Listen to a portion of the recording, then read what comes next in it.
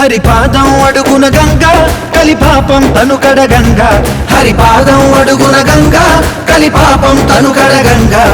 వ్యాసం ఇతిహాసం ఆ వ్యాసుడు ప్రవచించంగా ఖండం గణపతిదై కురు చరితము విరచించంగా యజుస్సామరు అథర్వ శాఖలుగా